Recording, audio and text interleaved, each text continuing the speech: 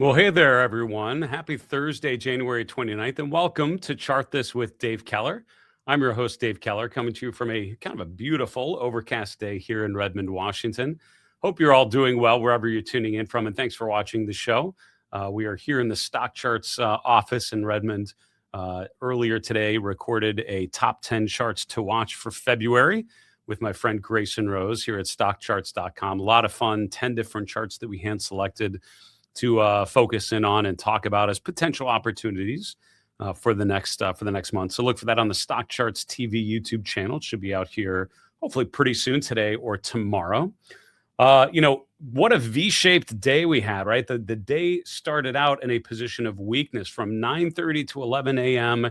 Eastern time, the market opening and falling like a rock. A lot of discussion in the opening hour about AI as, not that the AI bubble was popping, but, fresh comments about the sustainability of the AI trade with focus on Microsoft gapping lower after a disappointing earnings release, even though Meta gapped higher. To be honest with you, it was more about the weakness that drop in Microsoft really represented. From there, though, buyers came in around 11:05 a.m. Eastern and didn't look back. By the end of the day, we'd almost recovered all the way back to the open, almost all the way back to Wednesday's close. So the S&P closes at 69.69 and 1 penny. That's only down 0.1% after it being down to almost 68.70 after the open.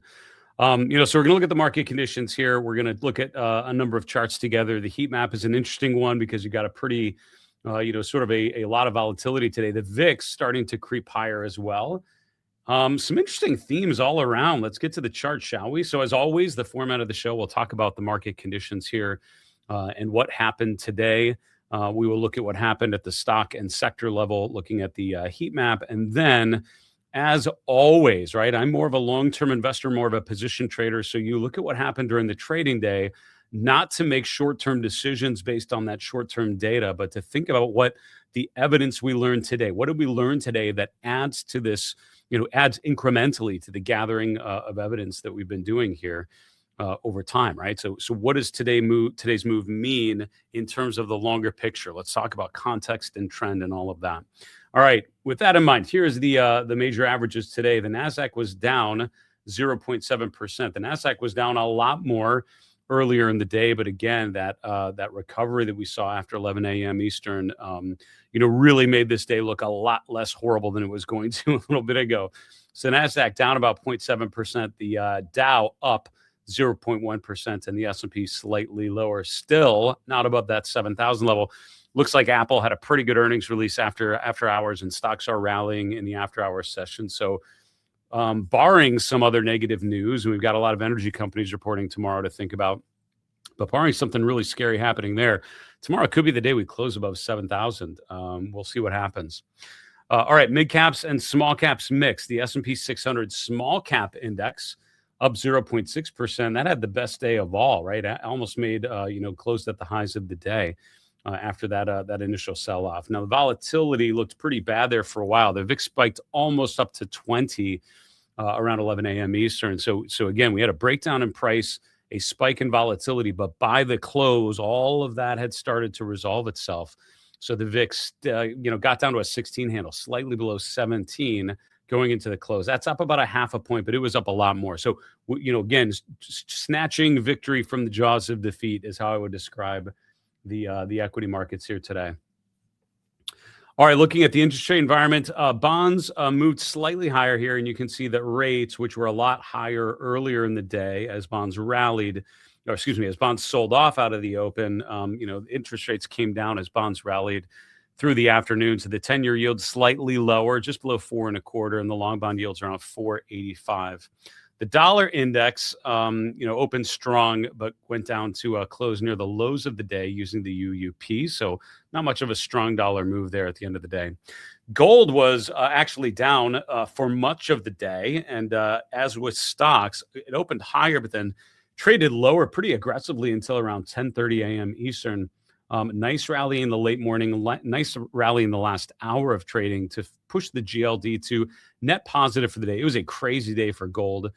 Crazy day for silver, which basically ended up flat for the day. Crude oil ended up being one of the few big success stories here, where a lot of things were kind of choppy and ended up neutral.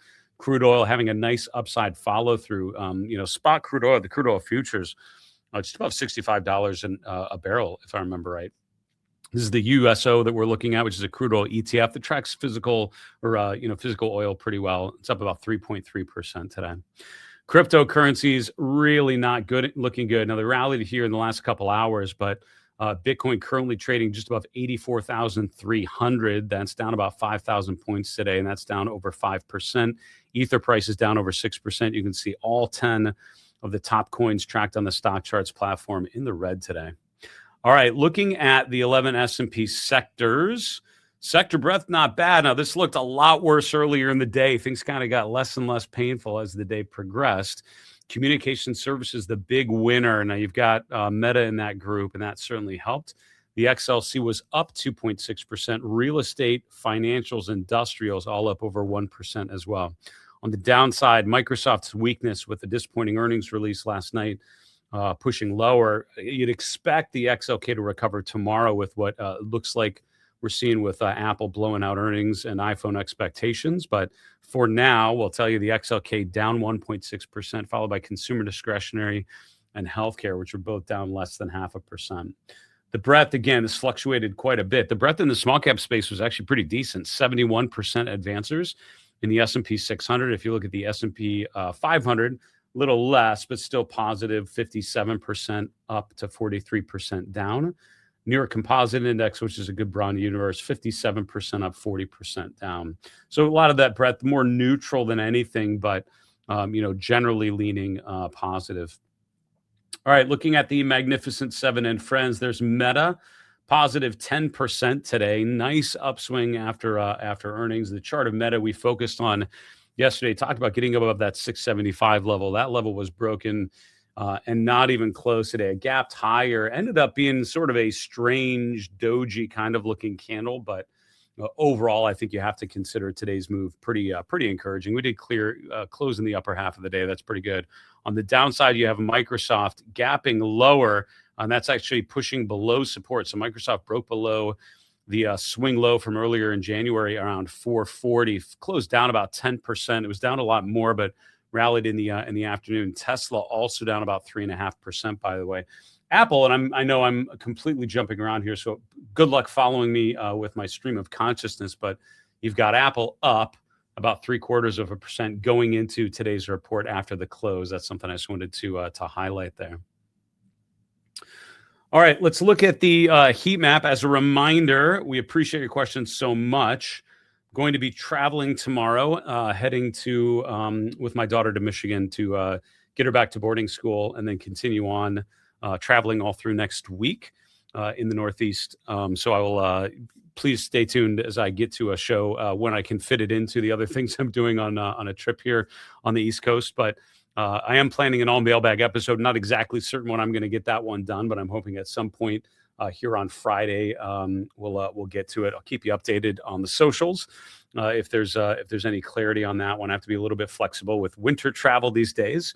But at any point, at any rate, please drop a question in our on our YouTube channel in the comments section. Love to hear from you. Love to hear feedback on the show on how we're going about this process of analyzing the charts day in, day out. But very much would appreciate your questions. We've had some really thoughtful questions from you guys over the years. I can't tell you how much I appreciate you taking the time to share questions. Helps me think about where I want to focus our time together every trading day. But also gives us some great questions to review as a group at the next mailbag episode.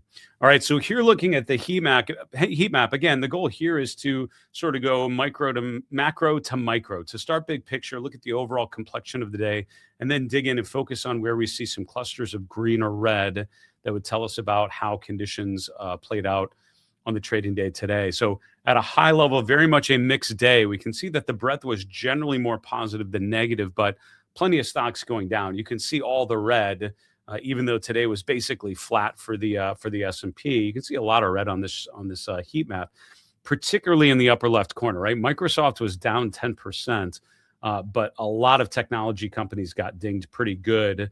You could argue, sort of a complementary move to what we saw with Microsoft, but not everything, right? The two biggest names, NVIDIA and Apple, actually finished in the green. Some of the semiconductor names like KLAC and LRCX, these are semiconductor names that just continue to make new all-time highs, that apparently continuing to do so, right? No change in that strong uptrend phase. IBM, which is, I would say arguably still trying to get above resistance, still trying to break out of this consolidation, up about 5% today. So there were areas of technology that did okay, but the average stock in the technology sector did not do particularly well. And that goes from like an Akamai, which made new all-time highs or made new 52-week highs yesterday, to like an Accenture, which had been breaking out and making higher highs and higher lows, having a big pullback day today.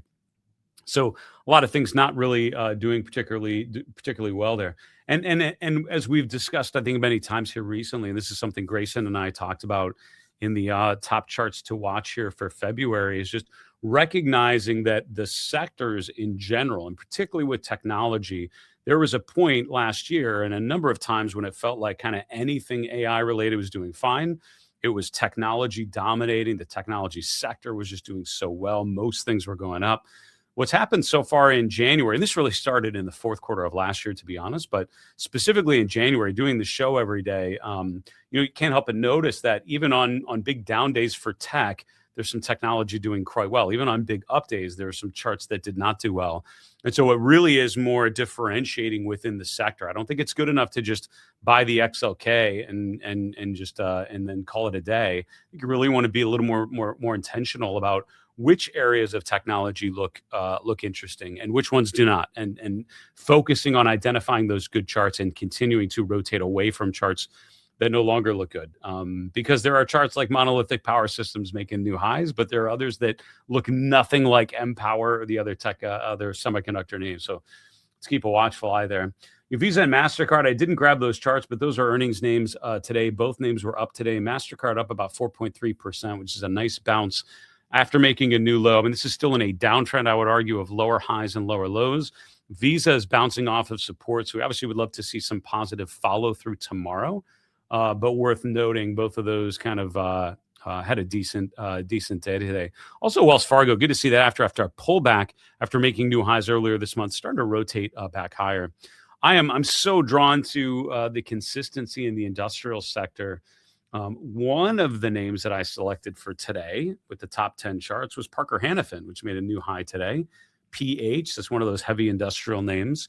But if you look other names in that kind of general group, like Caterpillar making new highs today, defense names like Lockheed Martin and others have obviously been in good shape, but continue to go higher. So as I'm scanning for stocks making new, highs and being in a position of strength, those charts that look innocent until proven guilty, right? Like sort of these nice steady uptrends, finding a lot of those in the industrial sector these days. Keep an eye on energy. As always, we've tried to remind you that we've got earnings coming up with Exxon and Chevron tomorrow, which is pretty key. Those are the two biggest stocks, sort of like the energy sector in a lot of ways is Exxon and Chevron as the two big integrated names, and then kind of everything else, because there's such a huge weight in the XLE and in the in terms of their size and scope. So their earnings could change this picture very quickly. But crude oil prices have just been weak for so long. They're starting to look better. And the chart is starting to look more constructive. And the crude oil chart is that increases.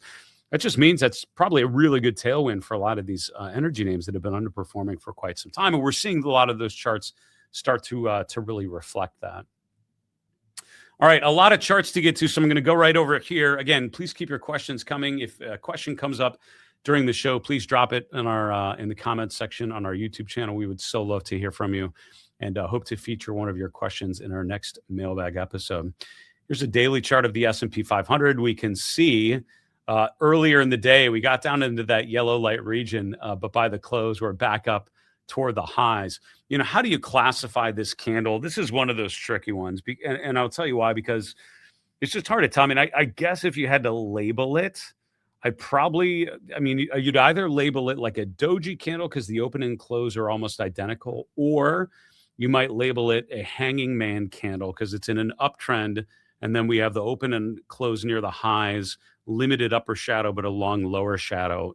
Either one of those conclusions is a short-term reversal candle. Even though there's kind of a V-shaped day, when that happens in an uptrend, more often than not, that's actually usually considered a reversal pattern, suggesting the next 1 to 3 bars would be lower. It's not a perfect example of that. It's kind of a weird shaped candle. Today was such a strange day with that steep sell-off to start and then the nice recovery, just a V shape to the day. So we held the 50-day moving average. This certainly, I think what I think of behaviorally on a day like today is, instead of having a big retest of the 50-day, even worse, instead of breaking below the 50-day, which is where we've been vulnerable before, we had a nice rally and buyers came in and pushed the price higher. There's optimism there. There's demand there. That's what today's action makes me think about.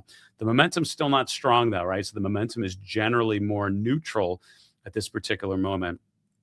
Earlier today, I interviewed John Kalovis, who's the chief technical analyst at Macro Risk Advisors. He's also the president of the CMT Association. Had a really good interview with him for the podcast. Expect that. Hopefully tomorrow we'll get that out to you. But really good interview with John. One of the things we talked about, some of the breadth indicators that he uses. And he had pointed out that the advanced decline data looks kind of different right now. And he's right? If you look at the S&P 500's AD line, which is this one here, kind of pretty good and generally strong and getting stronger. Here's the small cap AD line, which has actually been trending lower over the last week and a half. Same for mid cap. So just in the last week and a half, we're seeing large caps remain strong. And we're seeing these mid caps start to rotate lower. I think it's a little too early to call that a huge divergence, but certainly this week has ended up being more about the larger names than the smaller names as the week has progressed, particularly in terms of the breadth conditions as referenced by these indicators. With those breadth lines at the bottom that have rotated lower, that's the mid cap and small cap AD lines. Holding the 50-day is something I usually look for. Last time we broke briefly below the 50-day for 1 day only, and then had a nice bounce at the end of last year. The McClellan Oscillator, and this is only current as of Wednesday's close. The McClellan Oscillator did dip below the 0 level. I'm not sure what's going to happen today when the data is updated on the stock charts platform. I wouldn't be surprised if it flicks back positive, given the fact that the breadth was basically constructive today and the advanced decline data did improve. But we'll see what that actually represents. But if the McClellan Oscillator would remain below 0 for more than a day or two, that's usually confirms the breadth is more in line with a pullback than with some sort of with a bullish trend. So for now, okay. The 1 day below does not worry me too much, but let's keep an eye on the McClellan Oscillator going into the weekend. We talked about the weaker breadth in just with the small cap AD line. The Bullish Percent Index has been trending lower for the last 2 weeks for the S&P 500. This is a breadth indicator, by the way, that's based on point and figure charts. It's a classic charting methodology. Really was born on graph paper, right? I mean, there's the grid shaped graph paper where you literally would add X's as the things in an uptrend. And if it reversed lower by a certain amount, you'd switch to a column of O's and you track uptrends and downtrends. And people like Tom Dorsey and Jeremy Duplessis and others have done a great job over the years of promoting this, classic methodology. I learned about it mostly back in the day when I worked for Bloomberg and spent some time on the floors of the CME, the Chicago Mercantile Exchange, the Board of Trade, which are futures and commodities traders, and a number of them in the day. This is 20 plus years ago. Would still by hand every day go over and tick off the uptrends and downtrends on the stocks or in the commodities or futures that they were trading. And I learned a lot about just that methodology and how to think about trends and reversals. So the fact that the Bullish Percent Index is rotating lower here over the last couple of weeks is not an encouraging sign, particularly as the S&P is kind of trending slightly higher and testing 7,000. So this tells you that even though the indexes remain quite strong, there are a bunch of stocks in the S&P 500 that not just aren't breaking out, they're actually in a breakdown, because to have a bearish reversal on a point figure chart, you have to actually reverse quite a bit to trigger the sell signal that would be reflected here. So this is actually more of a big deal than I think this little move on the chart might imply. It's actually not a great sign. And when you have that deterioration, it's usually a negative sign when the market's moving higher on a weaker Bullish Percent Index data. Now, the VIX did move up almost to 20 today. It got just above 19 by the close, and this is just on a closing basis. The VIX got down to just below 17, which is where we finished. So the volatility has generally been trending higher. About a month ago, we're down around 14, just slightly below that. Now we're around 17, but the intraday spike was what caught my eye earlier. Obviously, going into next week, any push above VIX 20 would be a very negative sign for the S&P and the Nasdaq. For now, the volatility calmed down as you'd hope if you're on the bullish side of things. Rates pretty choppy here, but bonds rallied into the close, and that was enough to bring rates slightly lower. 10-year yield is just below 4.25. That's where we've been for the last week and a half or so. We're right at that 200-day moving average, almost exactly at it today at the close. So we're kind of right in that limbo between the 50 and 200-day moving averages. There was a breakout in the 10-year yield about a week and a half ago, pushing up to around 4.3%. From there, we've pulled back. Let's see if we find some stability and breakout. 4.2% was the breakout level that we saw as a pretty meaningful one. For now, that would be our kind of level of support to be watching, and we'll see what happens. The curve generally has been steepening, which is usually good for regional banks. We'll see if that plays out.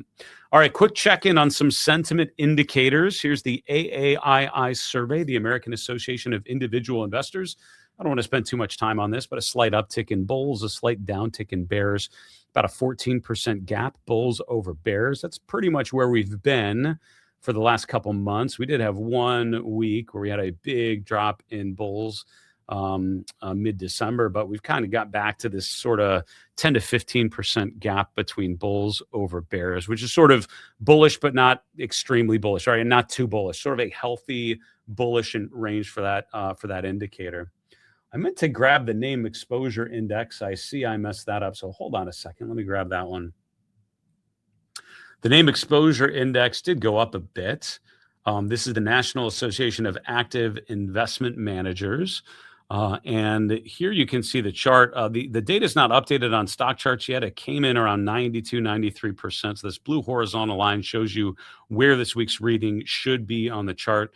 And so we're up around, just upticked around 4 to 5%, which implies money managers in this survey increased slightly their allocation to equities and generally have been overweight here for a little while. Now we've been seeing a divergence. We're going to get a bit of a pop here this week. It's not a horrible divergence, but something to keep watching in the weeks to come. All right, here's what's happening with the dollar. The dollar has generally been weakening, and if that's something that concerns you, please listen to the interview that we posted earlier today with Simeon Hyman of ProShares. I interviewed him on Tuesday. We just got that interview out, and it was really well done. Simeon's a smart guy and really knowledgeable about macro themes, and it was really interesting. His response to the weaker dollar, basically not as big of a deal as you might think, was his take. I'll let him give you the details on it, but I would encourage you to check it out. But one thing I do know, when the dollar starts to weaken, usually you look for strength in commodities because that tends to be a pretty safe inverse relationship. Not always, but often. We can see, indeed, crude oil pushing higher. That's the spot crude. The crude oil future currently above $65 a barrel. This is around $55 a barrel about a month ago. So it's been a pretty impressive increase. Gold prices, of course, have just accelerated. I mean, at year end, it's around 4,300, and here we are at 5,300, almost 5,400 at today's close. So we're continuing to see an impressive rally in gold and precious metals. A choppy day today, and I would say with the GLD, I put this on a candle chart just to show you. I mean, you'd have to call this what's called a hanging man candle. And again, that's where the open and close are near the highs of the day. And you have a long lower shadow, limited upper shadow. It's a really big real body, which is the space between open and close. So I don't know if it's the most perfect example of a hanging man candle I could come up for you, but I think technically you'd have to call it that. The chart of gold has been overbought, extremely overbought for quite some time. The RSI has been overbought since the end of the second week in January. We're almost to 90 on the RSI, and it hasn't been up there. I mean, it rarely gets up to that level. That's an extreme euphoric move when you get an RSI above 90. So without a doubt, I mean, well overdue for some sort of pullback. I think that's fair. The 21-day EMA is all the way down here around 50 points lower on the GLD, which would be about a 10% drop from today's close. So a lot of room to have a pullback, and I would argue still be in a pretty constructive uptrend phase. Bitcoin, not good. I've been lightening up my position in Bitcoin, particularly today as we saw this gap lower. This is the GBTC that I'm showing you here, down about 5.7% today. Not quite to a new 3-month low, but certainly appearing to once again confirm this failed breakout. I was really encouraged right about here as the GBTC broke above the 50-day and broke to a new swing high. But the market giving it right back, gapping lower, creating what's called an island reversal, which is when you have a gap higher and then a gap lower, and you have this little island sticking out. It's a bearish sign, and sure enough, we've had follow through on the GBTC. Today was a big drop for Bitcoin and other cryptocurrencies. The RSI pushing a little below 40. 65 would be the level of support you'd want to see. And if we break any lower than that, I mean, we're just in a confirmed downtrend. And all of a sudden, this looks more like a bear flag that's been broken to the downside. Not good for cryptocurrencies for sure. Meta gapping higher. So there was some good earnings in the Mag 7 Wednesday after the close. Microsoft gapped down. Meta gapped higher. It's a big gap to the upside, sort of a weird doji candle today because it was a choppy session. But I would tend to think of this finally breaking above 680.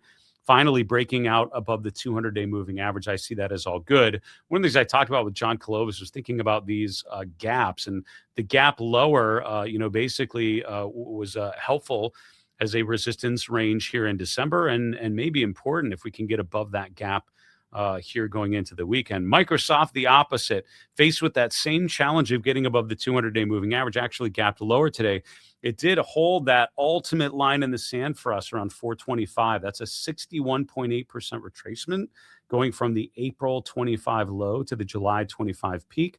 Look at how 38.2%, 50%, and now 61.8% coming into play. Fibonacci retracements in an environment like this can be very helpful, I would argue, in terms of identifying some potential levels to focus on and thinking about risk versus reward using what I call a Fibonacci framework. All right, we've got Apple reporting after the close today. From my initial assessment, looks pretty good. Shall we look at the after hours trading and just see what's going on? Boy, not a huge up move though. What I had read said the earnings were awesome. For now, it looks like it's trading up about 1%. That's not much, a couple points to 261. So we're currently right at the 21-day EMA, maybe slightly above there. In the after hours. So I was thinking this might be a big upward move. If not, if Apple beat earnings and there's a muted positive reaction tomorrow, that might be very informative, right? When stocks have great earnings and don't rip higher, that's a problem. So let's see what happens with the chart of Apple in tomorrow's session, up slightly in the after hours. All right, last chart today. And again, shout out to Grayson Rose here at stockcharts.com. We had a fun time doing the top 10 charts to watch earlier today. Look for that on the Stock Charts TV YouTube channel.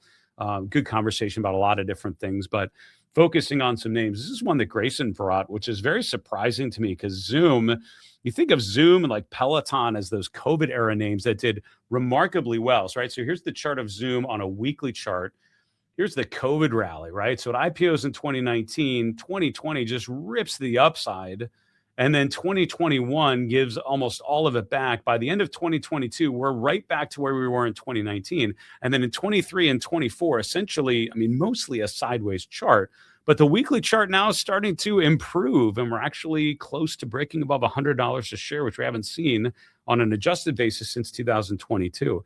So it's interesting, and to be clear, Peloton still doesn't look like a great chart to this day, but and this is a similar kind of COVID spike kind of name, but really improving here. And this week, up about 8% for the week. Here's the daily chart, and just seeing a pop on Tuesday. What is that? Monday's session where we break higher. It gave back quite a bit today. It was down as much as 5-6% earlier in the day. Had a nice rally in the last hour to close about midway of today's range above 92.50. Keep an eye on this one though. See if we can hold that 90 level, which is the breakout point.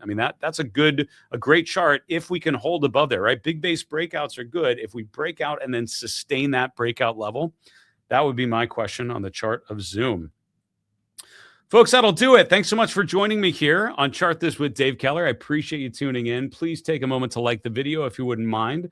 Please tell a couple thousand of your friends to check out our work. We'd love that as well. But for sure, please drop a comment with your question. We'd love to hear from you and hope to answer one of your questions on the show. To be determined as to what I'm going to do on tomorrow's show. We've got some travel flying back to Michigan. I'm going to see how that all plays out and see if I have an opportunity to get a show to you. But I'll keep you updated on the social media platforms. Make sure you follow me on X or Blue Sky or LinkedIn or Facebook. Those are the platforms that I'm on pretty regularly, sharing charts and sharing updates on the show. Certainly, if you subscribe to our YouTube channel, you'll get an update through the community there. That's the best place to check out our work. That'll do it for today. I'm Dave Keller with Market Misbehavior, reminding you, as always, it's always a good time to own good charts. Have a good night, folks.